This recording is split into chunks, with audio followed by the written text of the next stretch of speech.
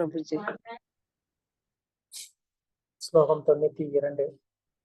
தாகார பிரகாஷ வேத அத்வைத ஆச்சாரிய காயமானே வாக்கிய தாரே பக்தி சாதா காஜ. ஹரே கிருஷ்ணா. அத்வைத ஆச்சாரியர் அவருடைய தனிப்பட்ட விரிவாவார். அவர் தமது எண்ணங்கள், வார்த்தைகள் மற்றும் செயல்களினால் எப்பொழுதும் பக்தி தொண்டில் ஈடுபட்டுள்ளார். ஹரே கிருஷ்ணா. ஸ்லோகம் 93. வாக்கியக்காகே மூயி சைத்தன்யர அனுச்சர மூயி தார பக்தம் மானே பாவே நிரந்தர. ஹரே கிருஷ்ணா பிரபு. நான் சைத்தன்ய மகாபிரபுவின் சேவகன் என்று அவர் தம்முடைய வார்த்தைகளினால் பிரகடனப்படுத்துகிறார். இவ்வாறாக அவர் தமது மனதில் நான் அவரது பக்தன் என்று எப்போதும் எண்ணுகிறார். ஹரே கிருஷ்ணா பிரபுஜி. தேங்க்யூ பிரபுஜி. ஸ்லோகம் 94.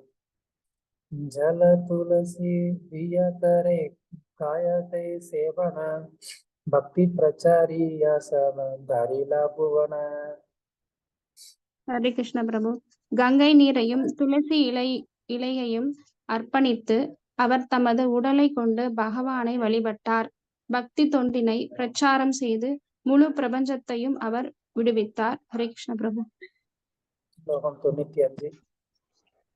திருப்தி தரேன ஜெயி சேஷ சங்கர்ஷன காய வியூக கரி கரேன கிருஷ்ணேர சேவன. ஹரே கிருஷ்ணா பிரபு. எல்லா கிரகங்களையும் தமது தலைகளில் தாங்கக்கூடிய சேஷ சங்கர்ஷனர் பகவான் கிருஷ்ணருக்கு தொண்டு புரிவதற்காக தம்மை வெவ்வேறு உடல்களில் வியாபித்துக் கொள்கிறார். ஹரே கிருஷ்ணா பிரபுஜி. தேங்க்யூ பிரபுஜி. ஸ்லோகம் 96. ஏய் சபஹாய ஸ்ரீ கிருஷ்ணேர அவதார நிரந்தர தேகி சபா பக்திர ஆச்சார. ஹரே கிருஷ்ணா பிரபுஜி. இவர்கள் அனைவரும் ஸ்ரீ கிருஷ்ணரின் அவதாரங்கள். இருப்பினும் அவர்கள் பக்தர்களாக செயல்படுவதை நாம் எப்பொழுதும் காண்கிறோம். ஹரே கிருஷ்ணா. ஸ்லோகம் 97. ஏய் சபாகே சாஸ்திரே கஹே பக்த அவதார பக்த அவதார பத உபரி சபார. சாஸ்திரங்கள் அவர்களை பக்த அவதாரங்கள் என்று அழைக்கின்றன. அத்தகு பக்த அவதாரமாக இருக்கும் நிலை மற்ற எல்லா நிலையிலும் உயர்ந்ததாகும். பொருளுரை: புருஷோத்தமரான முழுமுதற் கடவுள் பல்வேறு அவதாரங்களில் தோன்றுகிறார். ஆயினும் பூரண ஐஸ்வர்யங்களுடன் தோன்றக்கூடிய மற்ற அவதாரங்களை காட்டிலும் அவரது பக்த அவதாரம் கட்டுண்ட ஆத்மாக்களுக்கு மிகவும் பயனுள்ளதாகும். பூரண ஐஸ்வர்யங்களுடன் இருக்கும் முழுமுதற் கடவுளின் அவதாரத்தை புரிந்து கொள்வதற்கான தனது முயற்சியில் கட்டுண்ட ஆத்மா சில நேரங்களில் குழம்புகிறான். பகவான் கிருஷ்ணர் அவதரித்த பல்வேறு அசாதாரணமான செயல்களை செய்தார். பௌதிகவாதிகள் சிலர் அவரை தவறாக புரிந்து கொண்டனர். ஆனால் அவர் சைதன்யராக தோன்றிய போது தம்முடைய ஐஸ்வர்யங்களை அவர் அந்த அளவிற்கு வெளிக்காட்டவில்லை. எனவே குறைந்த கட்டுண்ட ஆத்மாக்கள் மட்டுமே அதனால் மயங்கினர். பகவானை தவறாக புரிந்து கொண்டுள்ள பல்வேறு முட்டாள்கள் தங்களையும் பரம புருஷ பகவானையும் பகவானின் அவதாரமாக எண்ணுகின்றனர். ஆனால் விளைவு என்னவெனில் ஜட உடலை நீத்த பின்னர் அவர்கள் புல்லநரியின் இனத்தினுள் நுழைகின்றனர். ஓர் அவதாரத்தின் உண்மையான முக்கியத்துவத்தை புரிந்து கொள்ள இயலாத நபர்கள் அதற்கு தண்டனையாக அத்தகு தாழ்ந்த உயிரினங்களை அடைய வேண்டியது அவசியம். போலியான அகங்காரத்தினால் கர்ப்பம் கொண்டு முழுமுதற் கடவுளுடன் ஐக்கியமாக முயலும் கட்டுண்ட ஆத்மாக்கள் மாயாவதிகளாக ஆகிறார்கள். ஹரே கிருஷ்ணா பிரபு. தேங்க்யூ பிரபு.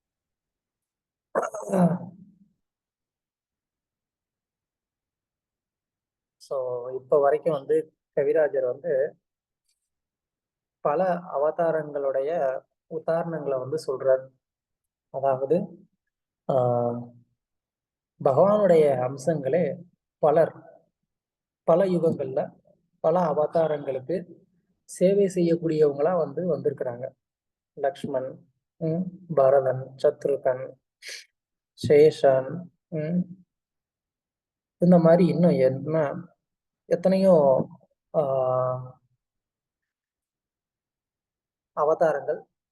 அவங்க எல்லாம் பகவானுக்கு சேவை செய்யக்கூடியவங்களா. கேக்கல.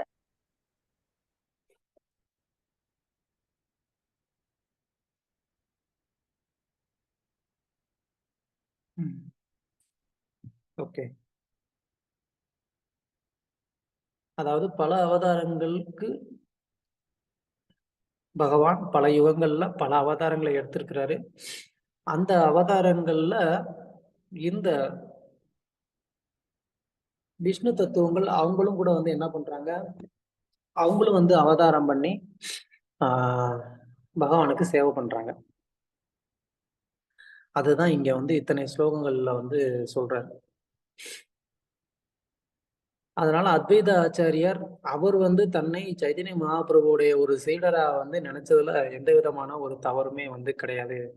சைதன்ய மகாபிரபுடைய தாசனா தன்னை வந்து நினைத்து கொண்டதுல எந்த விதமான ஒரு தவறும் இல்லை அப்படிங்கிறதுக்கு தான் இவ்வளவு உதாரணங்கள் வந்து கவிராஜர் இது வரைக்கும் வந்து கொண்டுட்டு வந்தாரு. இப்ப கடைசியா இங்க வந்து இந்த 97வது ஸ்லோகத்துல வந்து கவிராஜர் என்ன சொல்ல வர்றாரு அப்படின்னு சொன்னா, இந்த அவதாரங்கள் வந்து மற்ற எல்லா அவதாரங்களோட வந்து ஒரு உயர்ந்தது அப்படின்னு வந்து இங்க சொல்றாரு. அதாவது கிருஷ்ணர் சாட்சாத் பகவான், அவரு வந்திருக்கிறாரு. ஆனா அவரை விட அவருக்கு சேவை செய்யக்கூடிய அவதாரங்களா வந்தாங்க பாத்தீங்களா, அவங்க இன்னும் உயர்ந்தவங்க அப்படின்னு வந்து இங்க கவிராஜர் வந்து சொல்றாரு. எதுக்காக அப்படி சொல்றாங்க அப்படின்னு சொன்னா, இவங்க எல்லாம் வந்து பகவானுக்கு நாம வந்து எப்படி பக்தி தொண்டு பண்ணணுங்கிறத கத்துக் கொடுக்குறாங்க ஒவ்வொரு யுகத்திலையும். ஏன்னா பகவான் வந்து அவரே வந்து பக்தி தொண்டை கத்துக் கொடுக்கணும் அப்படின்னு சொன்னா அதுவும் பண்றாரு. சில அவதாரங்கள்ல சில யுகங்கள்ல உதாரணத்துக்கு ஒரு ஒரு அவதாரம் ஒரு ஒரு விதமான மார்க்கத்தை வந்து பிரச்சாரம் பண்றதுக்காக அவர் வந்து எடுக்கிறாரு. இப்ப நரநாராயண ரிஷி அப்படின்னு எடுத்துக்கிட்டா அவர் வந்து தவ வாழ்க்கை எப்படி இருக்குங்கிறத கத்துக் கொடுக்குறாரு. அதே மாதிரி கபிலரை எடுத்துக்கிட்டோம் அப்படின்னு சொன்னா அவர் வந்து சாங்கிய தத்துவத்தின் மூலமா எப்படி பக்தி தொண்டு பண்றதுங்கிறத கத்துக் கொடுக்குறாரு. இப்படி பகவான் வந்து பல அவதாரங்கள்ல வேற வேற வழிமுறைகளை தானே வந்து கத்துக் கொடுக்குறாரு. ஆனா தூய பக்தி தொண்டை வந்து எப்படி வந்து பண்றது அப்படிங்கிறத பகவான் பிரம்மாவுடைய ஒரு நாள்ல 1000 சதுர்யுகங்கள், அந்த 1000 சதுர்யுகங்கள்ல ஒரே ஒரு யுகத்துல, அதாவது இப்ப நடந்துகிட்டு இருக்கக்கூடிய இந்த கலியுகத்துலதான் சாக்ஷாத் கிருஷ்ணரே வந்து என்ன பண்றாரு, சைதன்ய மகாபிரபுவா வந்து அவர் எப்படி பக்தி பண்ணணுங்கிறத செஞ்சு காமிக்கக்கூடிய அவதாரம் அது ஒண்ணுதான். ஆனா அப்ப மற்ற யுகங்கள்ல எல்லாம் வந்து மக்களுக்கு இந்த பக்தி தொண்டை எப்படி பண்றதுங்கிறத யாரு காமிச்சு கொடுப்பா? இப்படிதான் வந்து பகவானுக்கு சேவை பண்ணணும், இந்த மாதிரிதான் பகவானுக்காக நம்மளுடைய வாழ்க்கையை அமைச்சுக்கணும் அப்படின்லாம் யாரு காமிச்சு கொடுக்குறா? அதெல்லாம் மற்ற விஷ்ணு தத்துவங்கள் என்ன பண்றாங்க, அவங்க வந்து அவதாரம் பண்ணி நமக்கெல்லாம் கத்துக் கொடுக்குறாங்க. அதனால அவங்க நமக்கெல்லாம் கூட ரொம்ப நெருக்கமாவும் இருக்கிறாங்க. உதாரணத்துக்கு சொல்லணும் அப்படின்னு சொன்னா, இப்ப லக்ஷ்மண் எடுத்துக்கலாம். லக்ஷ்மண் வந்து பலராமருடைய ஒரு அம்சம், இல்லைன்னா அனந்த் சேஷனுடைய ஒரு அம்சம் அப்படின்னு வந்து சொல்லுவாங்க. இப்போ லக்ஷ்மண் அந்த மாதிரி வந்து ஒரு விஷ்ணு தத்துவம் அப்படின்னு சொல்றதுனால அவர் வந்து என்ன பண்றாரு, ராமருக்கு சேவை பண்றாரு. அவர் மட்டும் பகவான் ராமருக்கு வந்து சேவை பண்றாரா அப்படின்னா இல்லை. அவர் என்ன பண்றாரு, மற்ற அனைவரையும் எப்படி வந்து பகவானுக்கு சேவை பண்ணணும் அப்படிங்கிறத எல்லாருக்கும் கத்துக் கொடுக்குறாரு. 14 வருட காலம் வந்து ஒரு துளி கூட வந்து உறக்கமே இல்லாம வந்து ஒருத்தர் வந்து சேவை செய்திருப்பார் அப்படின்னு சொன்னா நம்மளால நினைச்சு பார்க்க முடியுமா? அதுவும் அவருக்கும் கல்யாணம் ஆயிருக்கு, மனைவி இருக்கிறாங்க, அவரும் வந்து ஒரு இளம் வயதுலதான் இருக்கிறாரு. அந்த இளம் வயதுல தன்னுடைய மனைவியை 14 வருட காலம் வந்து பிரிஞ்சிருக்கணும் அப்படின்னா அது சாதாரணமான ஒரு விஷயமே இல்லை. அதுலயும் அந்த 14 வருட காலமும் வந்துட்டு ஒரு துளி அளவு கூட வந்து நித்திரை, ஒரு தூக்கம் இல்லாம அவர் வந்து எப்படி இருந்திருப்பாரு? அது கூட பரவாயில்ல. அவர் வந்து என்ன, சீதா தேவி வந்து அந்த ஃபாரஸ்ட்ல வந்துட்டு போய்கிட்டு இருக்கும் போதெல்லாம் வந்து என்ன பண்ணுவாங்க, திடீர்னு ஏதாவது ஒன்றை பார்த்து, லக்ஷ்மண் இது நல்லா இருக்குல்ல, இது வந்து நம்ம என்னுடைய பெட்ரூம்ல வச்சா நல்லா இருக்கும்னு நினைக்கிறேன், இதை கொஞ்சம் எடுத்துட்டு வரையா அப்படின்னு சொல்லுவாங்க. லக்ஷ்மண் வந்து பெரிய ஒரு பேக் வச்சிருந்தார், பிக் பாஸ்கெட். அதுல வந்து இல்ல சீதா வந்து இது வேணும் அது வேணும்னு சொன்னாங்கன்னா இதெல்லாம் எடுத்து பேக்ல போட்டுட்டு வந்துகிட்டே இருப்பாரு லக்ஷ்மண். அது மட்டும் கிடையாது, ஏதாவது ஒரு ரிஷிகளுடைய ஆசிரமத்துக்கு போனோம் அப்படின்னு சொன்னா அந்த ரிஷிகள் என்ன பண்ணுவாங்க, ராமர் வந்து சக்கரவர்த்தி இல்லையா? அப்ப அவரை நல்லபடியா வரவேற்று அவருக்கு வந்து எல்லா விதமான உபசரணைகளும் பண்ணி போகும்போது நல்லா வந்து gift எல்லாம் கொடுத்து அனுப்புவாங்க. அப்ப அதையும் வந்து லக்ஷ்மண் தான் சுமந்துட்டு வரணும். இந்த மாதிரி 14 வருஷம் வந்து லக்கேஜ் தூக்கியே ஓஞ்சு போயிட்டாரு லக்ஷ்மண். அப்படி வந்து ஒரு சேவை. அப்போ அந்த அளவுக்கு வந்து அந்த சேவைக்காக தன்னுடைய வாழ்க்கையவே எப்படி ஒருத்தர் அர்ப்பணிக்க முடியும்? தன்னுடைய தூக்கம், சாப்பாடு, சந்தோஷம், உடல் உழைப்பு இது எல்லாத்தையுமே ஒருத்தர் கம்ப்ளீட்டா கொடுத்து பகவானுக்காகவே வாழ முடியுமா? முடியும் அப்படின்னு ராமருக்கு சேவை செய்து லட்சுமணன் நமக்கு வந்துட்டு எடுத்து காமிக்கிறார். அவர் மட்டும் செஞ்சுக்கிட்டே போனா பரவாயில்ல.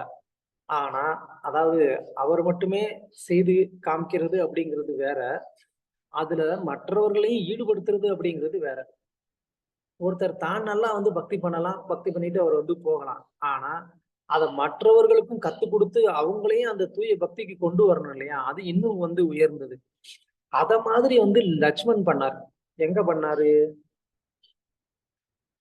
சொல்லுங்க? யாருக்கு லக்ஷ்மண் பக்தி தொண்டு கத்துக் கொடுத்தாரு?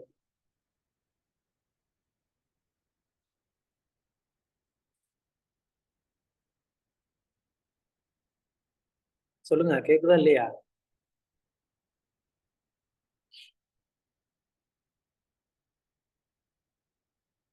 பேசுறது கேக்குதா இல்லையா? எஸ் பிரபு, கேக்குது பிரபு. பிரபு தெரியல. ஹரே கிருஷ்ணா.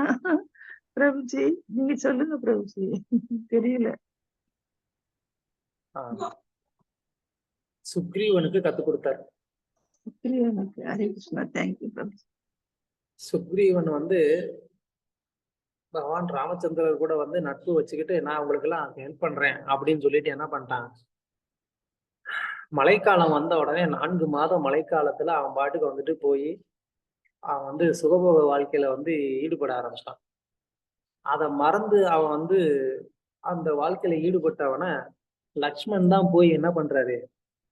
அவனை வந்து திருத்தி என்ன பண்றாரு? பகவானுடைய சேவையில திரும்பவும் கொண்டு வர்றாரு. அது மாதிரி பகவானுக்கு நம்மளுடைய இன்பத்தை விட அவருக்கு சேவை செய்வதுதான் உயர்ந்தது, சிறந்தது அப்படிங்கிறத வந்து லக்ஷ்மண் என்ன பண்றாரு? அவர் தானும் செய்து காமிச்சாரு, மத்தவங்களையும் ஈடுபடுத்தியும் காமிச்சாரு. சோ அது மாதிரி பல பேருக்கு வந்து அவர் வந்து செஞ்சிருக்கிறாரு. அந்த மாதிரி அந்த அவதாரங்கள் அதனால வந்து உயர்ந்தது அப்படின்னு இங்க கவிராஜர் வந்து சொல்றாரு. சோ அது மாதிரி இங்க அத்வைத ஆச்சாரியர் வந்து என்ன பண்றாரு? அவர் நல்லா பக்தி பண்றாரு. ஓகே, தினமும் வந்துட்டு துளசி இலையை எடுத்து கங்கா ஜலத்தை எடுத்து பகவானா வழிபாடு பண்றாரு. அவர் நல்லா பக்தி பண்றாரு. ஆனா மற்றவர்களையும் பக்தி தொண்டுல ஈடுபடுத்தினாரா அப்படின்னா அதுவும் செஞ்சிருக்கிறாரு இல்லையா? பக்தி தொண்டினை பிரச்சாரம் செய்து முழு பிரபஞ்சத்தையும் அவர் விடுவித்தார் அப்படின்னு சொல்லி கவிராஜர் சொல்றாரு. அப்படின்னா பக்தி தொண்டை அவர் வந்து பிரச்சாரம் செய்து என்ன பண்ணியிருக்காரு? எல்லாரையுமே வந்து ஆஹ் பக்தி தொண்டுல ஈடுபடுத்தி இருக்கிறார். அதுதான் ரொம்ப ரொம்ப முக்கியம். சோ நம்ம பக்தி பண்றோம் அப்படிங்கிறத விட அதுக்காக நம்ம பக்தியை விட்டுறணும்னு அர்த்தம் கிடையாது. நம்மளுடைய சாதனாவையும் நல்லா பண்ணணும். அதே நேரத்துல மற்றவர்களையும் பகவானுடைய பக்தி தொண்டுல ஈடுபடுத்துறதுக்கு நமக்கு தெரியும். அப்ப நம்ம மற்றவர்களை பக்தி தொண்டுல ஈடுபடுத்த நமக்கு தெரியல அப்படின்னா அமைதியா இருக்கணும். ஆனா பக்தி தொண்டுல ஈடுபடுறவங்களை வந்து தடுத்தோம் அப்படின்னு சொன்னா அப்ப அது வந்து பகவானுக்கே பிடிக்காது. பகவான் நம்ம மேலேயே கோச்சுப்பாரு. அதான் வந்து பாகவதத்துல சொல்லுது, சாதவோ ஹிருதயம் மையம் சாதுனாந்து ஹிருதயம் அகம். சாதுக்களுடைய ஹிருதயத்துல யார் இருக்கா? பகவான் தான் இருக்கிறார். பகவானுடைய ஹிருதயத்துல யார் இருப்பா? சாதுக்கள் இருக்கிறாங்க. அப்போ சாதுக்களை வந்து காயப்படுத்தினா பகவானுக்கு பிடிக்குமா? பிடிக்காது. யாராவது ஒருத்தவங்க வந்து பகவானுக்கு பக்தி தொண்டு பண்ணணும்னு விருப்பப்படுறவங்கள நாம தடுத்தோம் அப்படின்னு சொன்னா அவ கண்டிப்பா வந்து பகவான் யாரா இருந்தாலும் தண்டிப்பார். அதுக்கு வந்து ஒரு நல்ல உதாரணம் வந்து ராமாயணத்துல இது வந்து திருமங்கை ஆழ்வாருடைய பாசுரத்துல வந்து சொல்றாரு இந்த லீலை. அதாவது இலங்கைக்கு போறதுக்கு தனுஷ்கோடியில இருந்து எல்லாரும் பாலம் கட்டுறாங்க, கல்லு போட்டு இல்லையா? வானரங்கள் எல்லாம் வந்து பெரிய பெரிய பாறை எடுத்து கொண்டு வந்து போட்டு அவங்க வந்து பாலம் கட்டுறாங்க.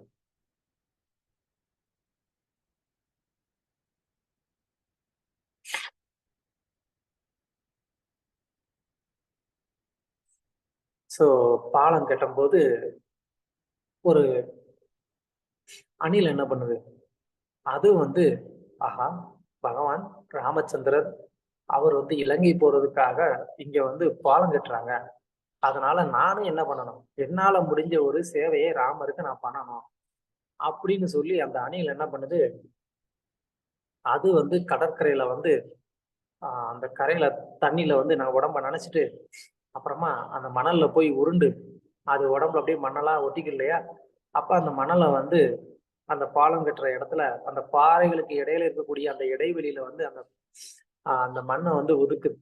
அப்ப அந்த மண்ணு போய் அந்த இடத்த அடைச்சு அப்போ பாலம் வந்து ஃபுல்லா வந்து ஒரு பினிஷ்டா இருக்கும், கேப் இல்லாம. அதுக்கு அணில் வந்து முயற்சி செஞ்சுட்டு இருக்கு. அப்போ அந்த அணில் வந்து அந்த வானரங்கள் நடந்து செல்லக்கூடிய அந்த பாதையில அது வந்து குறுக்க நெடுக்க உள்ளுக்குள்ள வந்து போகும்போது இந்த வானரங்கள்லாம் வந்து ரொம்ப தடுமாறுறாங்க, எங்க மிதிச்சு இந்த அணிலை வந்து கொன்றுவோமோ அப்படின்னு நினைச்சு அப்படியே வந்து தடுமாறுறாங்க. பாறை எடுத்துட்டு போறவங்க வந்துட்டு என்ன பண்றாங்க, காலுக்குள்ள திடீர்னு வந்து ஒரு அணிலோ எலியோ வந்தா நம்ம என்ன பண்ணுவோம், பதட்டி கால் எடுக்க மாட்டோம். தலையில மேல இவ்வளவு பெரிய பாறாங்களை வந்து தூக்கி வச்சிருக்கிறவங்களுக்கு எப்படி இருக்கும். அப்ப என்ன ஆகுது, அவங்க வந்து அந்த பாறாங்களை வந்து கொண்டு வர முடியாம தடுமாறி என்ன பண்றாங்க, பக்கத்துல வர்ற இன்னொரு வானரத்தோடைய பாறை மேல மோதுறாங்க. அப்படி வந்து ஒருத்தர் இப்படி வந்து மோதி அவங்க கடலுக்குள்ள விழுந்துடுறாங்க. இனி எதுவும் ஆகுறது இல்ல, கல்லும் மிதக்கும் அவங்களுக்கும் ஒண்ணும் ஆகல. அப்ப இந்த மாதிரி எல்லாம் வந்து டிஸ்டர்பன்ஸ் நடந்துகிட்டு இருக்கு. அப்படி வந்து அந்த அணில் உள்ளுக்குள்ள வந்து டிஸ்டர்ப் பண்ணிக்கிட்டு இருக்குது. ஒரு சமயம் ஆஞ்சநேயரும் வந்துட்டு அந்த மாதிரி ஒரு பாறையை எடுத்துட்டு வரும்போது அணில் ஹனுமானுடைய அந்த பாதத்துக்கு நடுவுல குறுக்க நடுக்க ஓடும் போது அப்ப அது ஹனுமானுக்கும் வந்துட்டு ரொம்ப டிஸ்டர்பன்ஸா இருந்தது. அப்ப ஹனுமான் நினைச்சாரு, இது வந்து உள்ள வந்து கால்ல மாட்டி சட்னி ஆயிடுச்சுன்னா இது வந்து ஒரு பாவம் ஆயிரும் அப்படின்னு சொல்லி ஹனுமான் என்ன பண்ணாரு, அந்த அணிலை அப்படி பிடிச்சி வாழை எடுத்து தூக்கி எரிஞ்சிட்டாரு. அந்த அணில் வந்து ஒரு தடவை தூக்கி போட்டாரு, சரி பரவாயில்லன்னு சொல்லி திரும்பவும் வந்து அந்த அணில் வந்துச்சு, திரும்பவும் தூக்கி போட்டார். அந்த அணில் திரும்பவும் வந்து திரும்பவும் தூக்கி போட்டார்.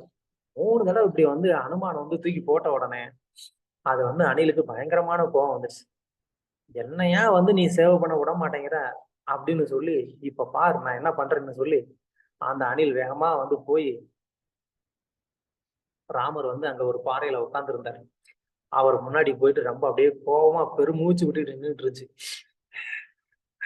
அப்படின்னு சொல்லி ரொம்ப பெருமூச்சு விட்டு நின்றுட்டு இருந்துச்சு. அதை பார்த்து ராமர் வந்து சிரிச்சுட்டே கேட்டாரு, ஆஹா அழகா இருக்கியே, யாரு நீ, எங்க இருந்து வர்ற அப்படின்னு சொல்லி ராமர் வந்து கேட்டாரு.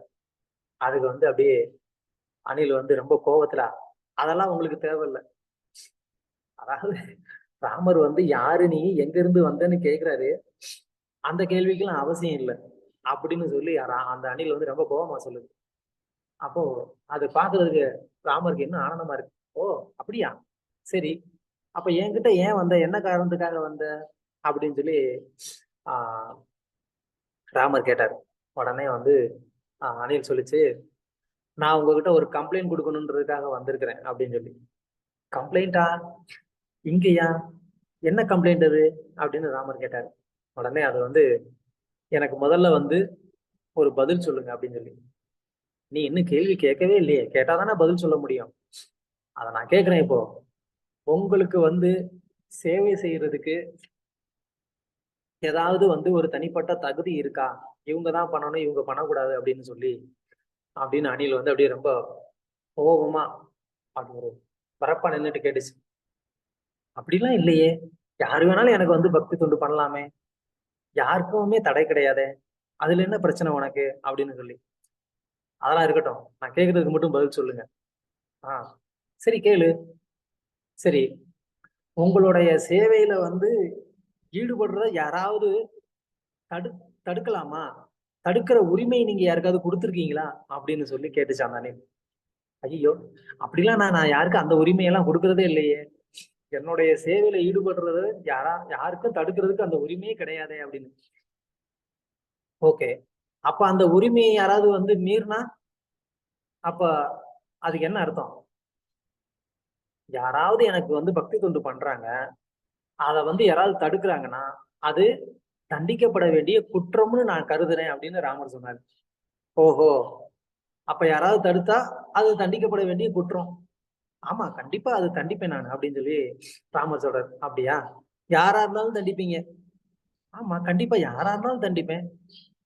அது உங்களுக்கு ரொம்ப வேண்டியவங்களா இருந்தாலும் தண்டிப்பீங்க? கண்டிப்பா தண்டிப்பேன்பா. யாரு, என்ன நடந்ததுன்னு சொல்லு அப்படின்னு சொல்லி ராமர் கேட்பாரு. ஆஹா, அதுதான் உங்க கூட்டத்துல ஒருத்தன் இருக்கிறானே, ரொம்ப பலசாலின்னு நினைச்சிட்டு இருக்கிறானே, அவன் தான் அப்படின்னு அந்த அணில் சொல்லுச்சு. அது யாரு, என்ன பண்ணா, அதை சொல்லு அப்படின்னு சொல்லி ராமர் கேட்டவனே, அதாவது நான் வந்து இந்த மாதிரி மண் எடுத்து போட்டுக்கிட்டு இருந்தேன். அதுக்கு அவன் வந்து பிடிக்காம என்ன பண்ணிட்டான், என்னை வந்து தூக்கி எரிஞ்சிட்டான். அது ஒரு தடவை 2 தடவை இல்ல, 3 தடவை என்ன அது மாதிரி தூக்கி எறிஞ்சிருக்கான். இப்படி பண்ணலாமா, உங்க சேவையில இருந்து என்னை வந்து தடுக்கலாமா அப்படின்னு. அச்சோ, மிகப்பெரிய குற்றமாச்சே, அப்படி யாரு பண்ணா, அது யாருன்னு சொல்லு, உடனே விசாரிப்போம் அப்படின்னு ராமர் சொன்ன உடனே, அதான் அவன்தான், ரொம்ப பெரிய பலசாலின்னு நினைச்சிட்டு இருக்கிறானே அவன்தான், அது அவன்தான் யாருன்னு சொல்லேன். அது அணிலுக்கு வந்து அவருடைய பேரை சொல்றதுக்கு வந்து அவ்வளவு தூரம் வந்து சொல்றதுக்கு முடியல, அந்த அளவுக்கு கோவம். அதான் அவன்தான் அவன்தான் அப்படின்னு சொல்லிட்டு இருக்க அந்த அணில். அதான் அவன் தானே, யாரு, அதுதான் ஆஞ்சநேயன் இல்ல அனுமான் அப்படின்னு சொல்லி அப்படி ஒரு கோவத்துல அப்படி வெடுக்கிறது வந்து அந்த பேரை சொன்னோன்னே, ஓ அவனா, எங்க நீ போய் கூட்டிட்டு வா, இப்பயே நான் விசாரிக்கிறேன் அப்படின்னு சொல்லி ராமர் சொன்ன உடனே அந்த அணில் வேகமா வந்து குடுகுடுன்னு ஓடி போய் ஹனுமான் முன்னாடி போய் நின்னுச்சு. உடனே ஹனுமான் பார்த்தாரு, உனக்கு போதாதா, நான் 3 தடவை தூக்கி போட்டேன், இப்ப திரும்பவும் நீ தைரியமா என் முன்னாடி வந்து நிக்கிறியா, சேவையை டிஸ்டர்ப் பண்ணாதான், போய் ஓரமா உட்காரு அப்படின்னு சொல்லி ஹனுமான் சொன்னோடனே, ஏய் மிஸ்டர், உன்னைய ராமர் கூப்பிடுறாரு வா அப்படின்னு சொல்லி அந்த அணில் ரொம்ப தைரியமா வந்து ஆஞ்சநேயர்ட்ட அந்த மாதிரி சொன்னுச்சு. உடனே, என்னது, ராமர் என்னையும் கூப்பிடுறாரா, ஆமா வா வா உன்னை விசாரிக்கணுமா அப்படின்னு சொன்ன உடனே ஹனுமான் வந்து வந்தார். வந்த உடனே அங்க ஆஹ் ராமர் கேட்டார், ஏன்பா நீ வந்து இந்த அணில் சேவையை வந்து நீ தடை பண்ணியா அப்படின்னு சொல்லி ராமர் கேட்டார். அதுக்கு ஹனுமான் சொன்னாரு, ஆமா, ஏன்னா நாங்க வந்து பெரிய பெரிய பாறையா தூக்கிட்டு வந்துட்டு இருக்கிறோம், இது வந்து காலுக்கு நடுவுல எங்கிட்ட அங்கிட்ட ஓடிக்கிட்டு இருக்கு, அதை மிதிச்சு யாரும் கொண்டுடக்கூடாதேங்கிறதுக்காக தான் நான் வந்து அந்த மாதிரி பண்ணேன் அப்படின்னு சொல்லி. அதெல்லாம் சொல்லாத, அவன் சேவை பண்ணிட்டான், அவன் சேவையை நீ வந்து தடை பண்ணியா, சேவை பண்ணக்கூடாதுன்னு சொன்னியா, ஆமா சொன்னேன், ஓகே, போதுமா போதுமா கேட்டீங்களா, அவன் வாயில இருந்து கேட்டீங்களா, இப்ப என்ன தண்டனை கொடுப்பீங்க சொல்லுங்க அப்படின்னு சொல்லி அந்த அணில் வந்து ராமர்கிட்ட கேக்குது. உடனே ராமர் வந்து, பாதிக்கப்பட்டவன் நீ சொல்லு அவனுக்கு என்ன தண்டனை கொடுக்கலான்னு, நான் கொடுக்குறேன் அப்படின்னு சொல்லி ராமர் சொன்னார். உடனே அந்த அணில் சொல்லுச்சு, இந்த அணில் இருக்கு, இந்த குரங்கு இருக்கு, இந்த குரங்குகளுக்கு எல்லாம் அதோடைய வால் மேல ரொம்ப வந்து அட்டாச்மெண்ட் ஜாஸ்தி. அதனால என்ன பண்ணுங்க, அந்த குரங்குடைய வாலை நல்லா சுருட்டி பிடிச்சு நல்லா அந்த வால்ல வந்து அடி போடுது. 2 அடி போட்டீங்கன்னா அப்போ வந்து அந்த குரங்குக்கு வந்து அகங்காரம் குறையும் அப்படின்னு சொல்லி அணில் சொல்லிச்சான். அதே மாதிரியே வந்து ராமர் வந்து என்ன பண்ணாரு, ஹனுமான் அதே மாதிரியே தண்டிச்சார். அது வந்து ஹனுமானுக்கு வந்து ரொம்ப பெரிய ஒரு ஆனந்தத்தை கொடுத்தது. என்னுடைய பகவான் என்னை இது வரைக்கும் ஒண்ணுமே வந்து கடிஞ்சு பேசுனதே இல்லையே, அவர் வந்து இந்த மாதிரி என்னை உரிமையா எப்போ வந்து கடிஞ்சு பேசுவாருன்னு நான் எதிர்பார்த்துக்கிட்டு இருந்தேன், இந்த அணில்னால இன்னைக்கு எனக்கு அந்த பாக்கியம் கிடைச்சிருச்சு, என்னுடைய பகவான் என்னை வந்து அடிச்சாரு அப்படின்னு சொல்லி ஹனுமானுக்கு ரொம்ப ரொம்ப சந்தோஷமா இருந்ததாம். இப்போ அந்த மாதிரி வந்து பகவானுடைய சேவை அப்படிங்கிறது வந்து ஒருத்தர் வந்து என்ன பண்ணணும், கத்துக் கொடுக்கணும். அது எல்லாரையுமே பகவானுடைய சேவையில ஈடுபடுறதுக்கு நம்ம வந்து ஒரு கருவியா இருக்கணும். அது பகவானுக்கு வந்து ரொம்ப ரொம்ப பிரியமா இருக்கும். ஆனா யாரு வந்து பகவானுடைய சேவையில ஒருத்தர் ஈடுபடுறத வந்து தடுக்கிறாங்களோ அப்ப அது பகவானுக்கே பிடிக்காது. அது எவ்வளவு பெரிய பக்தரா இருந்தாலும் அவர் வந்து ஒரு பக்தரை வந்து சேவையில ஈடுபட விடாம தடுத்தாரு அப்படின்னு சொன்னா அப்ப அவர் மேல கூட பகவான் வந்து வருத்தப்படுவார். ஏன்னா நம்மளுடைய நோக்கம் வேலை என்ன அப்படின்னு கேட்டா, ஒருத்தவங்களை வந்து பக்தி தொண்டுல ஈடுபட வைக்கிறது தான் நம்மளுடைய வேலையை தவிர, நம்ம வந்து ஒருத்தவங்களை பக்தி தொண்டுல இருந்து நிறுத்துறது நம்மளுடைய வேலை கிடையாது. அதனாலதான் பகவானுடைய இந்த பக்த அவதாரங்கள்னு சொல்லக்கூடிய இந்த அவதாரங்கள்லாம் வந்து ரொம்ப ரொம்ப சிறப்பு வாய்ந்தவங்க. ஏன்னா அவங்க இந்த கட்டுண்ட உலகத்துல இந்த ஜீவாத்மாக்கள் வந்து பலவிதமான புலனுணர்ச்சி செயல்கள்ல வந்து ஈடுபட்டு அது தன்னுடைய நிலை தெரியாம அது வந்து தடுமாறி இந்த பௌதிக உலகத்துல வந்து கஷ்டப்பட்டு வாழ்ந்துகிட்டு இருக்கு. அதனால அந்த நிலை தடுமாறிய அந்த ஜீவாத்மாக்களை திரும்பவும் வந்து ஒரு சரியான ஒரு தளத்துக்கு கொண்டு வருது அப்படிங்கிறது வந்து மிகப்பெரிய ஒரு வேலை. அதையெல்லாம் இந்த பக்த அவதாரங்கள் வந்து பண்றாங்க அப்படிங்கிறது தான் ரொம்ப உயர்ந்தது அப்படின்னு சொல்லி இங்க கவிராஜர் வந்து சொல்றார். சில நேரங்கள்ல வந்து போலி கடவுள்கள் நிறைய பேர் வர்றாங்க. அவங்க வந்து என்ன நினைச்சுக்கிறாங்க, ஏதாவது வந்து ஒரு சின்ன மேஜிக் பண்ணிட்டு அவங்கள வந்து தன்னை வந்து கடவுள்னு சொல்லிக்கிறாங்க. நம்ம புராணத்துல பார்த்தோம் அப்படின்னு சொன்னா விஸ்வாமித்திரர் வந்து திரிசங்குக்கு ஒரு சொர்க்கத்தையே படைச்சார். திரிசங்குக்கு ஒரு சொர்க்கத்தையே படைத்த அந்த விஸ்வாமித்திரர் கூட தன்னை வந்து கடவுள்னு சொல்லி எங்கேயுமே வந்து நம்ம கேள்விப்பட்டிருக்க மாட்டோம். ஆனா இந்த கலியுகத்துல இப்போ வரக்கூடிய சில சாமியார்கள் வந்து அவங்க ஏதோ வந்து வாயில இருந்து ஒரு சின்ன ஒரு தங்கத்தை வந்து எடுத்தாங்க அப்படின்னு சொன்னா அவங்கள வந்து ஒரு கடவுளா வந்து கொண்டாடக்கூடிய அளவுக்கு மக்களுடைய மூளை வந்து மழுங்கி விட்டது. கடவுளை அந்த அளவுக்கு வந்து ரொம்ப சீப்பா வந்து நினைக்கிறாங்க. கடவுள் அப்படிங்கிறவர் எவ்வளவு பெரியவர், அவர் எந்த அளவுக்கு ஒரு அசாதாரணமான ஒரு காரியத்தை வந்து செய்யக்கூடியவர் அப்படிங்கிறது வந்து மக்களுக்கு அந்த அறிவே இல்லை, அந்த ஞானமே இல்லை. அதனால அவங்க வந்து என்ன பண்றாங்க, யாரோ சும்மா வந்து ஒரு நல்ல வார்த்தை ஜாலங்களை பண்ணக்கூடியவங்களையும் இந்த மாதிரி மேஜிக் பண்ணக்கூடியவங்களையுமே அவங்க வந்து ஒரு கடவுளா ஏற்றுக்கொள்ளக்கூடிய ஒரு நிலைமை இன்னைக்கு வந்து இருக்கு. ஸோ அந்த மாதிரியான நபர்கள் எல்லாம் நம்ம வந்து தவிர்க்கணும். அவங்களெல்லாம் நம்ம வந்து பின்பற்றக்கூடாது. நம்ம என்ன பண்ணணும், தூய பக்தர்களை நம்ம வந்து பின்தொடரணும். ஏன்னா அந்த பக்தர்கள் வந்து பகவானுக்காகவே தங்களுடைய வாழ்க்கையை அர்ப்பணித்திருக்கக்கூடியவர்கள், பகவானை காட்டக்கூடியவர்கள், பகவான் கிட்ட நம்மளை கூட்டிட்டு போகக்கூடியவங்க. அந்த மாதிரியான ஒரு பக்தர்கள் தான் நமக்கு முக்கியமே தவிர இது போன்ற ஒரு போலியான கடவுள் நமக்கு வந்து முக்கியம் கிடையாது. ஏன்னா இந்த மாதிரியான ஆளுங்க வந்து என்ன ஆகுறாங்க,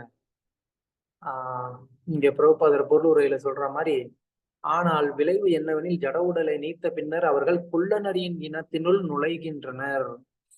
எஸ்பெஷலி இங்க பிரபுபாதர் வந்து என்ன சொல்றாரு, குள்ளநரியோடைய இனத்துக்குள்ள அவங்க வந்து போயிடறாங்க அப்படின்னு சொல்றாரு.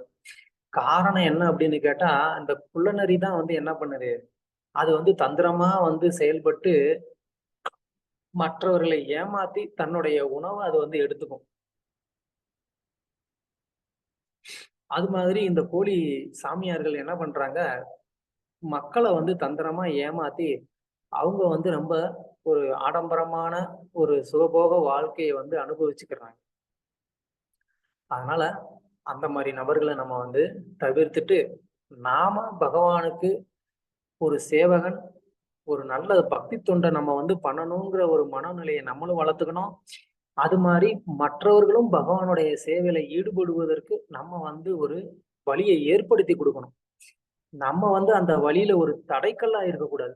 நம்ம என்ன பண்ணணும், இன்னொருத்தர் வந்து பக்தி தொண்டுல ஈடுபடுறதுக்கு அவருடைய வாழ்க்கையில இருக்கக்கூடிய அந்த தடைக்கல்ல எடுக்கக்கூடியவங்களா நம்ம இருக்கணுமே தவிர நாமளே அவங்களுக்கு வந்து ஒரு தடைக்கல்லாக ஆகாம நம்ம பார்த்துக்கணும்.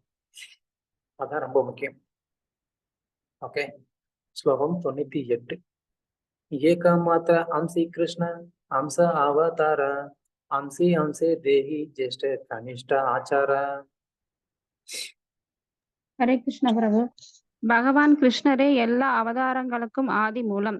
மற்றவர்கள் அனைவரும் அவரது அம்சங்கள் அல்லது அம்ச அவதாரங்கள். ஆதி மூலமும் அம்சமும் முறையே உயர்ந்தவர் தாழ்ந்தவர் என்று செயல்படுவதை நாம் காண்கின்றோம். ஹரே கிருஷ்ண பிரபு.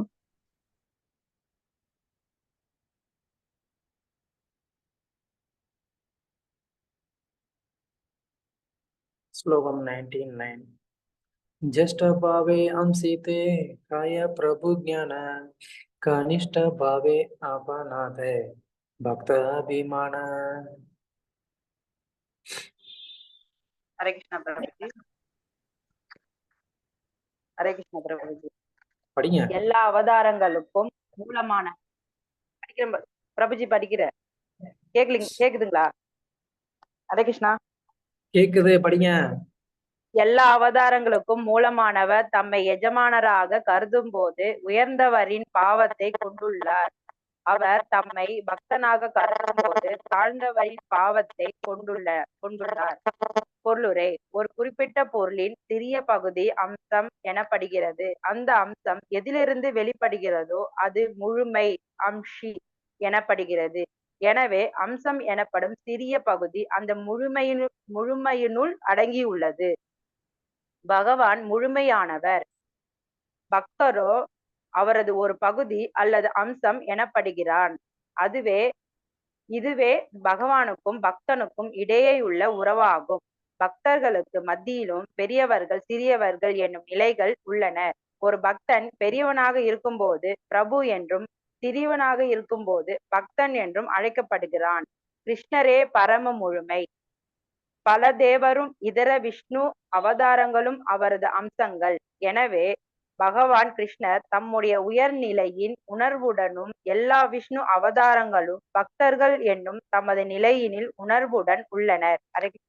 தேங்க்யூ பிரபு.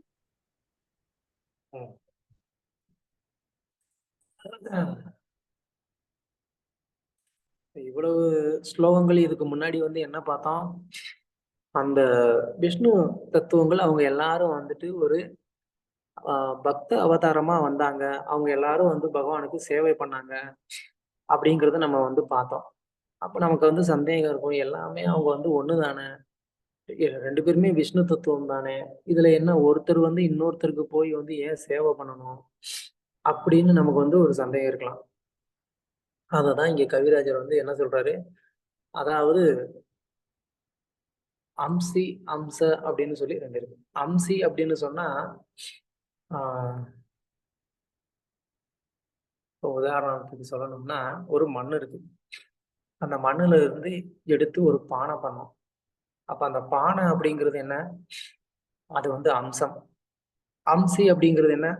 அங்க மீதம் இருக்கக்கூடிய அந்த மண்ணு. ஏன்னா எதுல இருந்து ஒண்ணு வந்து தோன்றுதோ அது வந்து அம்சி, தோன்றியது அம்சம். இன்னும் சிம்பிளா சொல்லணும்னா நம்ம இருக்கிறோம், நம்ம வந்து என்ன, நம்ம அப்பா அம்மாவுடைய அம்சம். நம்ம அம்சிங்கிறது யாரு? நம்ம அப்பா அம்மா. ஏன்னா அவங்க கிட்ட இருந்து நம்ம வந்திருக்கிறோம். அப்ப அவங்க வந்து அம்சியா இருக்கிறாங்க, நாம வந்து அம்சமா இருக்கிறோம்.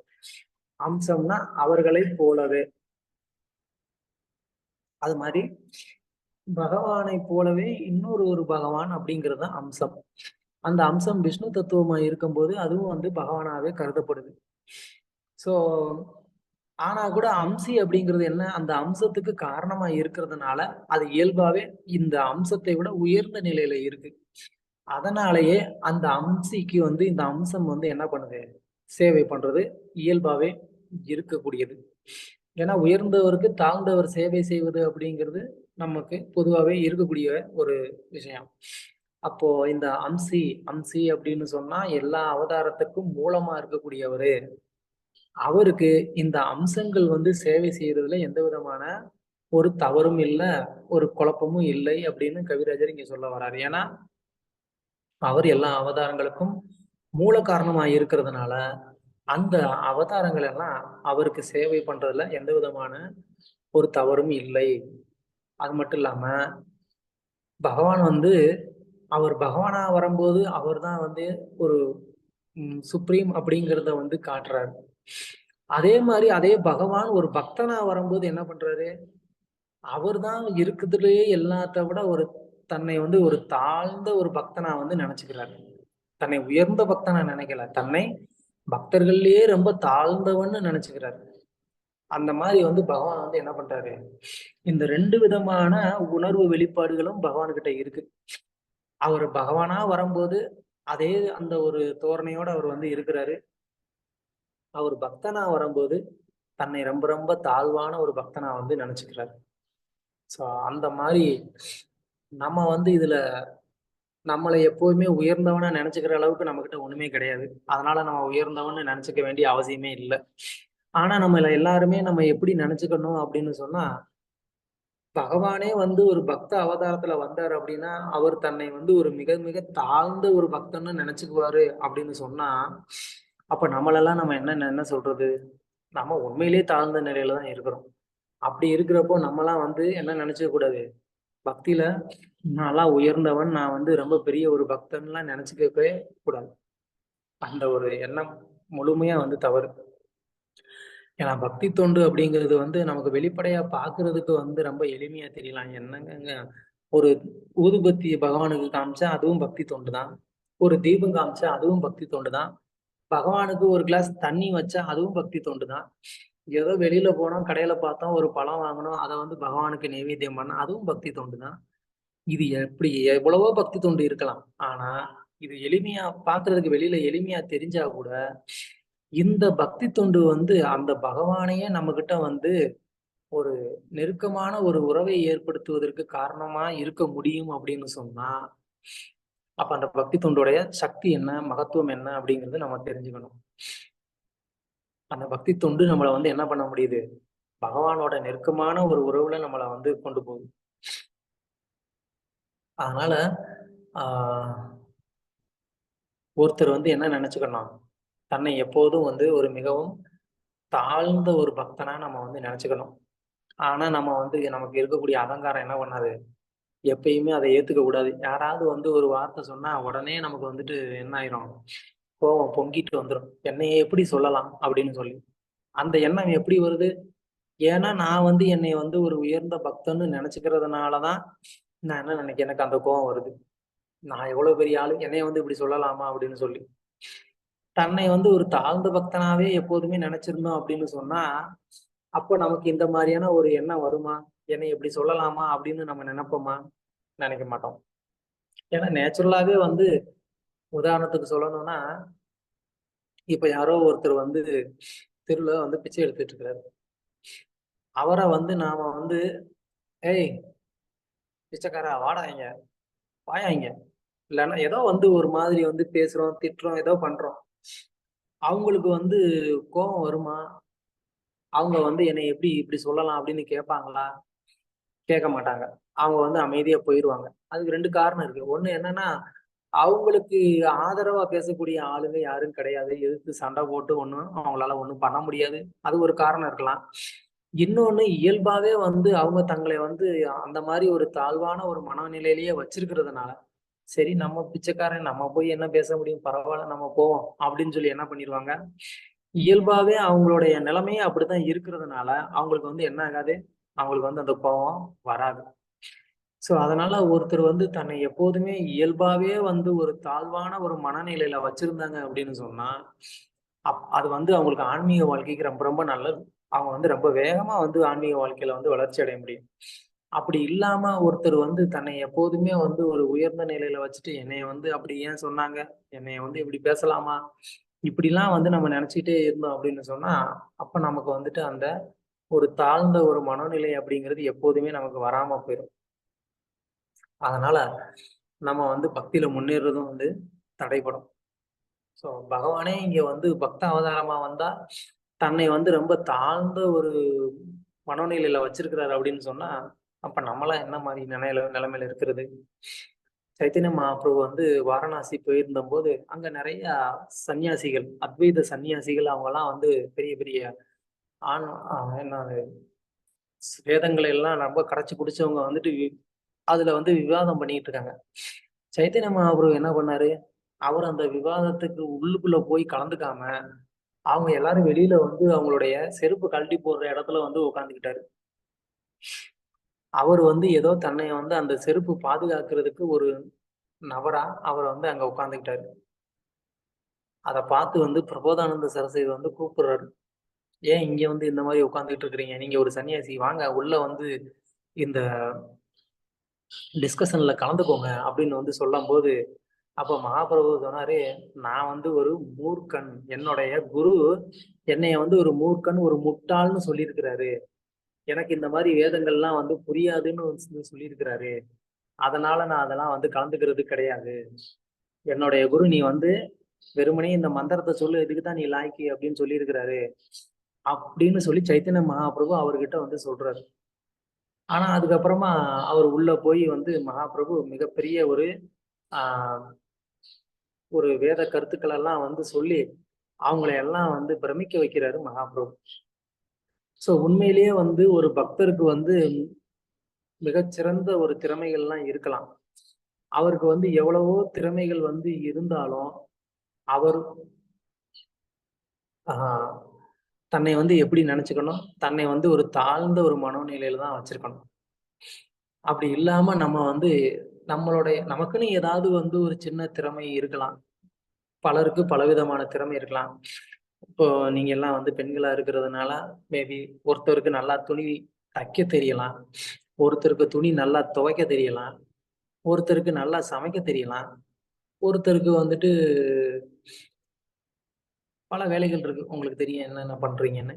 இப்படி ஏதாவது ஒரு நமக்குள்ள இருக்கக்கூடிய அந்த திறமைகள்ல அந்த திறமையை யாராவது ஒருத்தர் வந்து குறைவா சொல்லிட்டாங்க அப்படின்னு சொன்னா நம்மளால என்ன பண்ண முடியாது, தாங்கவே முடியாது. அதுலயும் ரொம்ப குறிப்பா வந்துட்டு நமக்கு ரொம்ப வேண்டியவங்க வந்துட்டு நம்மளுடைய செயல்ல ஏதாவது வந்து ஒரு குறை சொன்னாங்க அப்படின்னு சொன்னா நமக்கு வந்து அதை பொறுத்துக்கவே முடியாது இல்லையா? ஸோ அதுக்கெல்லாம் காரணம் என்னன்னா நமக்குள்ள இருக்கக்கூடிய அகங்காரம். நான் வந்து இந்த மாதிரி இந்த விஷயத்துல ஒரு தனிப்பட்ட ஒரு திறமை உடைய நபர், என்னைய வந்து இவங்க மதிக்கல, என்னுடைய திறமையை இவங்க வந்து இழிவுபடுத்துறாங்க அப்படின்னு நினைச்சிட்டு நம்ம என்ன பண்ண மாட்டோம், அடுத்து அதே அந்த வேலையை அந்த நபருக்கு வந்து நம்ம செய்ய மாட்டோம். ஸோ இது போன்ற அந்த ஒரு சுபாவம் இல்லாம ஒருத்தர் வந்து என்ன தெரிஞ்சிருக்கணும், தன்னுடைய உண்மை நிலையை வந்து அவர் புரிஞ்சுக்கிட்டு அதை வந்து ஒருத்தர் வந்து ஏத்துக்கக்கூடிய பக்குவத்தில் இருக்கணும். ஓகே, மனித இயல்பு, தவறு செய்யக்கூடியது மனித இயல்பு.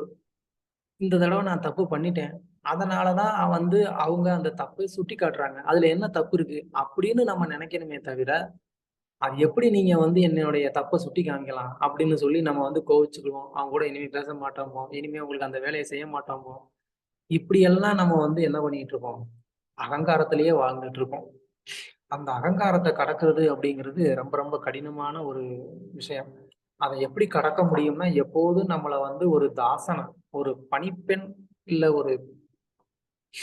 ஒரு சேவகனா வந்து நம்மளை எப்போதுமே நினைச்சுக்கிட்டு இருக்கும் போதுதான் நம்மளால என்ன பண்ண முடியும், இந்த மாதிரியான எண்ணங்கள்ல இருந்து நம்ம வந்து வெளியில வர முடியும்.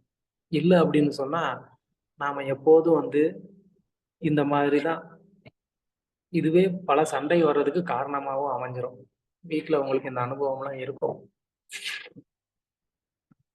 ஓகே, ஸ்லோகம் 100. கிருஷ்ணேர சமதாகைதே பட பக்த பத ஆத்மஹைதே கிருஷ்ணேர பக்தகாய பிரேமாஸ்பத. ஹரே கிருஷ்ணா பிரபுஜி. பக்தனாக இருக்கும் நிலையானது பகவான் கிருஷ்ணருடன் சமமாக இருப்பதை காட்டிலும் உயர்ந்ததாகும். ஏனெனில் பகவான் கிருஷ்ணருக்கு தம்மை காட்டிலும் பக்தர்கள் பிரியமானவர்கள். பொருளுரை: பரமபுருஷ பகவானுடன் ஐக்கியமாகுதல் என்னும் எண்ணம் பகவானுக்கு நித்திய சேவை புரிவதை காட்டிலும் தாழ்ந்ததாகும். ஏனெனில் பகவான் கிருஷ்ணர் தம்மை காட்டிலும் தமது பக்தர்களின் மீது அதிக பாசம் கொண்டுள்ளார். ஸ்ரீமத் பாகவதத்தில் 9.4.68 பகவான் தெளிவாக உரைக்கிறார்: சாதாவோ ஹிருதயம் மஹ்யம் சாதுனாம் ஹிருதயம் துவகம் மத் அன்யத் தே ந ஜானந்தி நாகம் தேப்யோ மானக் அபி. பக்தர்களே, எனது இதயம் நானே என் பக்தர்களின் இதயம். என் பக்தர்கள் என்னை தவிர வேறு எவரையும் அறியார்கள். அது போலவே நானும் என் பக்தர்களை தவிர வேறு எவரையும் அறியேன். இதுவே பகவானுக்கும் அவரது பக்தர்களுக்கும் இடையிலான நெருக்கமான உறவாகும். ஹரே கிருஷ்ணா பிரபுஜி. தேங்க்யூ பிரபுஜி.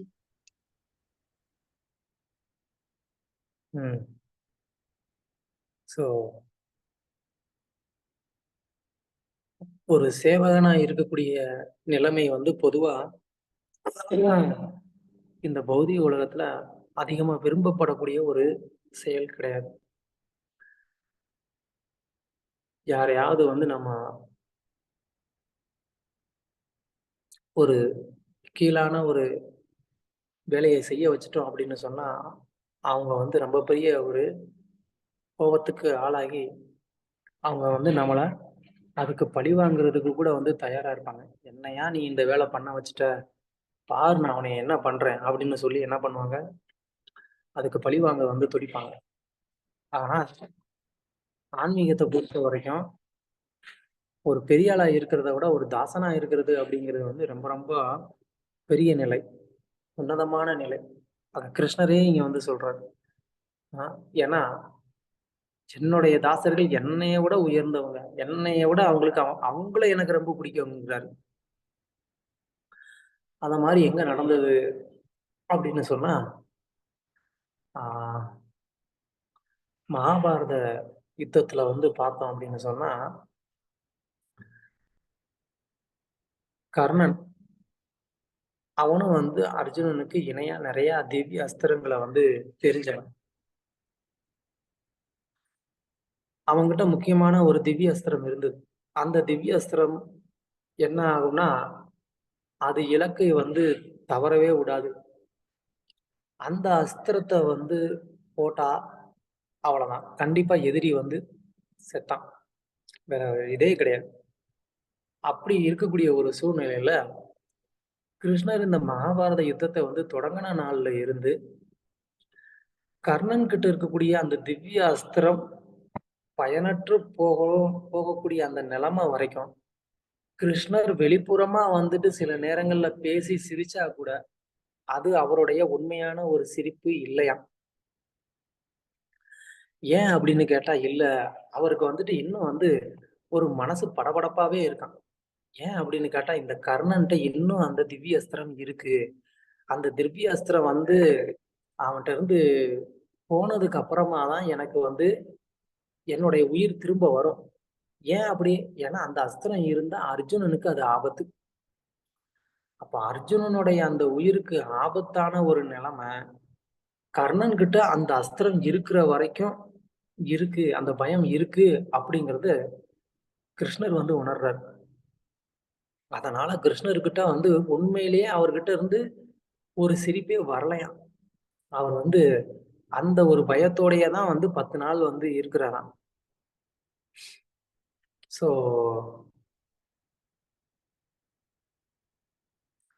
அந்த மாதிரி அந்த அஸ்திரம் வந்து கர்ணன் கிட்ட இருக்கிறதுனால அந்த 18 நாள் யுத்தத்துல வந்து 15 நாள் வரைக்கும் கிருஷ்ணர் என்ன பண்ணல, கர்ணனையும் அர்ஜுனனையும் நேரடியா வந்து சந்திக்க விடவே இல்லை. அர்ஜுனன் வந்து ஏதாவது வந்து கர்ணனை அடிக்கணும்னு அவன் வந்து துடிச்சான் அப்படின்னு சொன்னா கிருஷ்ணர் என்ன பண்ணிடுவாரு, அந்த ரதத்தை எடுத்துட்டு வேற பக்கமா கொண்டு போயிடுவாரு. கிருஷ்ணருக்கு வந்துட்டு பீஷ்மரோ துரோணரோ கூட வந்து பயம் கிடையாது, அவங்கள கூட சமாளிச்சுக்கலாம். ஏன்னா அதாவது திறமை விதத்துல வந்து பார்த்தா பீஷ்மர் துரோணர் ரொம்ப திறமசாலிங்க தான், இல்லைன்னு கிடையாது. ஆனா அவங்க 2 பேரும் ரொம்ப பயங்கரமான திவ்ய அஸ்திரத்தை அர்ஜுனன் மேல போட மாட்டாங்கங்கிற நம்பிக்கை கிருஷ்ணருக்கு வந்து உண்டு. ரொம்ப ஹெவியா ஃபைட் பண்ணுவாங்க. ஆனா திவ்ய அஸ்திரத்தை போட்டு வந்து அர்ஜுனனை சாகடிக்கணுங்கிற நிலைமைக்கு அவங்க போக மாட்டாங்க. அது வந்து கிருஷ்ணருக்கு நல்லா தெரியும். ஆனா கர்ணன் அப்படி கிடையாது. ஏன்னா கர்ணன் வந்து ஆரம்பத்துல இருந்து அர்ஜுனனுக்கு மேல அவ்வளவு தூரம் வந்து பொறாமையோட இருந்தவன். அதனால அவன் அர்ஜுனனை வந்து கொல்லணுங்கிற ஒரு முடிவுலதான் அந்த திவ்ய அஸ்திரத்தையே அவன் வச்சிருக்கான். அப்போ அவன்கிட்ட அந்த திவ்ய அஸ்திரத்தை வந்து எடுக்கிற வரைக்கும் இவருக்கு வந்து நிம்மதியே இல்லையா. மகாபாரத யுத்தத்துல முதல் 10 நாட்கள் வந்து பீஷ்மர் தான் வந்து சேனாதிபதியா இருந்து என்ன பண்றாரு, யுத்தத்தை நடத்துறாரு. அதுக்கப்புறமா வந்து துரோணாச்சாரியர் வந்து அந்த பொறுப்பை வந்து எடுத்துக்கிறாரு. அப்புறம் துரோணாச்சாரியாரும் வந்து போனதுக்கு அப்புறமா கடைசியா தான் கர்ணன் வந்து எடுத்துக்கிறான். சோ கர்ணன் வந்து எடுத்துக்கிட்ட போது அப்ப கிருஷ்ணர் வந்து என்ன பண்றாரு, கர்ணன் எப்போ உள்ள வர்றான் அப்படின்னு சொன்னா ஜெயத்ரதனுடைய வதத்துக்கு அப்புறமா, ஜெயத்ரதனை வந்து கொன்னதுக்கு அப்புறமா. பொதுவா யுத்தம் வந்து நைட்டு நடக்காது. சோ 13 நாள் யுத்தம் முடிஞ்சிருச்சு. அது வரைக்கும் வந்து இரவு வந்து யுத்தமே கிடையாது. 14வது நாள் யுத்தம் நினைக்கிறேன். ஜெயத்ரதனை வந்து வதம் பண்ணதுக்கு அப்புறமா அது நடந்தது, சாயங்காலம் தான் நடந்தது. இப்படி வந்து ஜெயத்ரதனை வந்து பிளான் பண்ணி கொன்னுட்டாங்களே அப்படின்னு சொல்லி அவங்க வந்து என்ன பண்ணாங்க,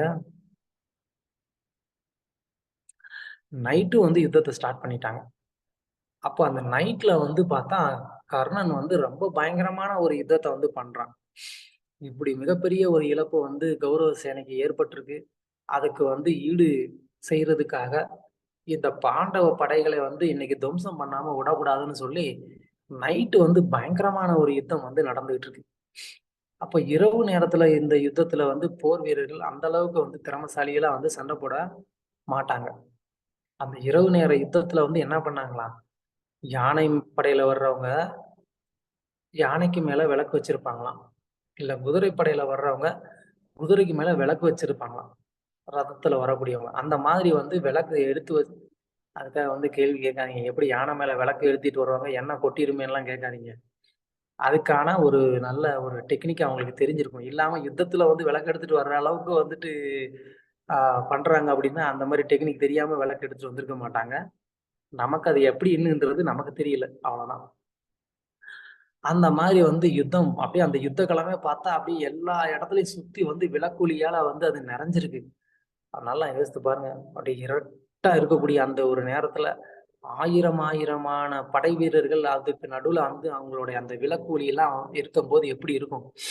அந்த மாதிரி ஒரு சிச்சுவேஷன்ல வந்துட்டு கர்ணன் கொடூரமா வந்து யுத்தம் பண்ணிட்டு இருக்கான். இவனை சமாளிக்கிறதுக்கு என்ன பண்றதுன்னு சொல்லி யோசிக்கும் போது அப்பதான் வந்து கிருஷ்ணர் வந்து பீமன்ட்ட சொல்லி, உன் பையன் கடோத்கஜனை கூப்பிடு. அவன் வந்து பை நேச்சர் வந்து அவன் வந்து ஒரு ராட்சசன். ராட்சசர்களுக்கு வந்துட்டு இரவு நேரத்துல வந்து பலம் ஜாஸ்தி. அதனால நீ என்ன பண்ணு, கடோத்கஜனை வர வை அப்படின்னு சொல்லி கிருஷ்ணர் ஐடியா கொடுக்கவும், பீமன் வந்து கடோத்கஜனை நினைச்ச உடனே கடோத்கஜனும் வந்து பீமன் முன்னாடி வந்துட்டான். இப்போ கடோத்கஜனை வந்து முன்னாடி விட்டுட்டு இவங்கெல்லாம் பின்னாடி வந்து நின்று சண்டை போட்டுக்கிட்டு இருக்காங்க. கடோத்கஜன் உள்ள வந்து பிரம்மாண்டமான ஒரு ரூபத்தை எடுத்துட்டு அவன் வந்து கௌரவ சேனைகளை வந்து துவம்சம் பண்ணிக்கிட்டு இருக்கான். அப்படியே வந்து ஆளுங்களெல்லாம் வந்துட்டு நம்மலாம் வந்து என்ன பண்ணுவோம், இந்த எறும்பெல்லாம் புடிச்சு அப்படியே கசக்கி கொன்றுவோம் பாத்தீங்களா? அது மாதிரி வந்து கடோத்கஜன் என்ன பண்றான், கௌரவ சேனைகள் எல்லாம் வந்து அப்படியே வந்து கசக்கி புழிஞ்சு போட்டுக்கிட்டு இருக்கான். அவன் காலடி வைக்கிற இடத்துல இருக்கக்கூடிய சோல்ஜர்ஸ் எல்லாம் வந்து சட்னி தான். அந்த மாதிரியான ஒரு ரூபத்துல வந்துட்டு அவன் வந்து என்ன பண்றான், கௌரவ சேனையே வந்துட்டு துவைச்சு துவம்சம் பண்ணிக்கிட்டு இருக்கான். அப்போ அவனை வந்து ஸ்டாப் பண்றதுக்கு ஒரு வழியே தெரியல யாருக்குமே. எப்படி வந்து இவனை ஸ்டாப் பண்றதுன்னு எல்லாருமே யோசிச்சுக்கிட்டு இருக்காங்க.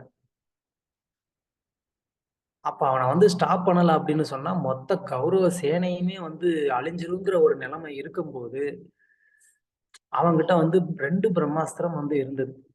அத கிருஷ்ணர் முன்னாடியே போய் என்ன பண்ணிடுறாரு, கிருஷ்ணர் வந்து குந்தி கிட்ட சொல்லி என்ன பண்றாரு, உன் பையன் தான், நீ போய் அவங்கிட்ட ஒரு அஸ்திரத்தை நீ வாங்கிருன்னு சொல்லி கேட்கும்போது குந்தி அதே மாதிரியே போய் என்ன பண்றாங்க, அவங்கிட்ட வந்து ஒரு அஸ்திரம் தான், அதாவது ஒரு முறைதான் பிரயோகம் பண்ணணும்ன்ற அந்த ஒரு வரத்தை வந்து வாங்கிடுறாங்க குந்தி. ஹரே கிருஷ்ணா மாதா பிரபுஜி, அது நாகாஸ்திரம் தானே பிரபுஜி? நாகாஸ்திரமா அது? சரி விடுங்க, ஏதோ ஒரு அஸ்திரம். ஹரே கிருஷ்ணா. ஆனா ஒரு முறைதான் பிரயோகம் பண்ணணும்னு சொல்லி குந்தி வந்து அந்த வரம் வாங்கிடுறாங்க. அப்போ அதனால அந்த அஸ்திரத்தை அவன் ஸ்பெஷலா அர்ஜுனனுக்குன்னே வச்சிருக்கான். அதை விடக்கூடாது, அதை அர்ஜுனனை மீட் பண்ணும்போது அர்ஜுனனை அடிக்கணும்னு சொல்லி அதுக்காக வச்சிருக்கான். ஆனா இங்க வெயிட் பண்ண படையில பாதி வந்து காலியா போய்கிட்டு இருக்கு. கடோத்கஜன் எல்லாத்தையும் மிதிச்சு சட்னி ஆக்கிட்டு இருக்கான். அப்போ என்ன பண்றதுன்னு சொல்லி பார்க்கும்போது துரியோதனன் வந்து கர்ணனை வந்து ப்ரெஷர் கொடுக்குறான். நீ வந்து இன்னும் வெயிட் பண்ண அப்படின்னா இவன் நம்ம மொத்த படையும் இன்னைக்கு நைட்டே முடிச்சிருவான். தயவு செஞ்சு அவனை வந்து கொல்லு அப்படின்னு சொன்ன உடனே வேற வழியே இல்லாம வந்து கர்ணன் என்ன பண்ணுவான், கடோத்கஜனை அடிச்சு அந்த அஸ்திரத்தை அவன் வந்து முடிச்சுவான். அது ஒரே ஒரு தடவை தான்.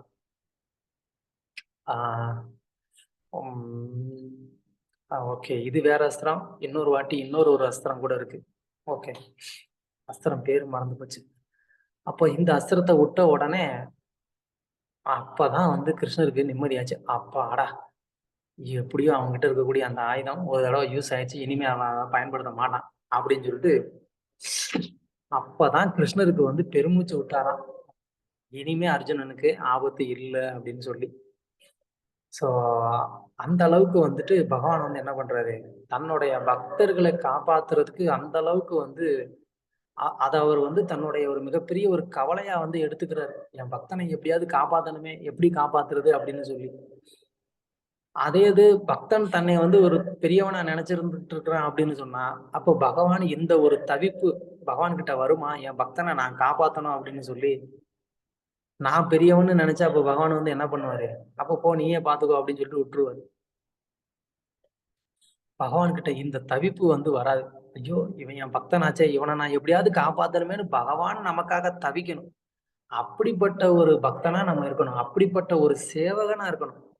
அதுதான் ரொம்ப ரொம்ப முக்கியம். பக்தன்றத விட சேவகனா இருக்க கத்துக்கணும். பகவானுடைய பக்தர்களுக்கு சேவகனா இருக்க கத்துக்கணும். அப்படி நம்ம வந்து பக்தர்களுக்கு சேவை செய்ய கத்துக்கிட்டோம் அப்படின்னு சொன்னா, அப்போ பகவான் நமக்காக தவிப்பாரு. ஐயோ இந்த பக்தனுக்கு நான் என்ன பண்றது? இந்த பக்தனுக்கு நான் என்ன பண்றது? அப்படின்னு சொல்லி.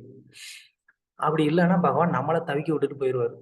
நாம வந்து நம்மளை பெரிய ஆளுன்னு நினைக்க ஆரம்பிச்சோம்னா, அப்போ பகவான் நம்மளை தவிக்க விட்டுட்டு அவர் போயிடுவாரு.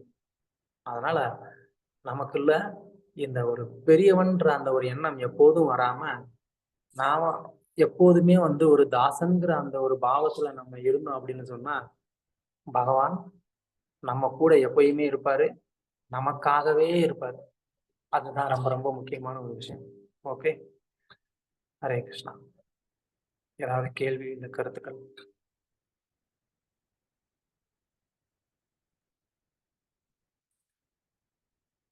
யாருக்காவது ஏதாவது கேள்வி இந்த கருத்துக்கள்? தேங்க்யூ பிரபு. ரொம்ப எக்ஸலண்டா இருந்தது பிரபு கிளாஸ். தேங்க்யூ பிரபு. ஹரே கிருஷ்ணா. ஹரே கிருஷ்ணா பிரபுஜி. அகங்காரம் இருந்தது அப்படின்னு சொன்னா சேவகனா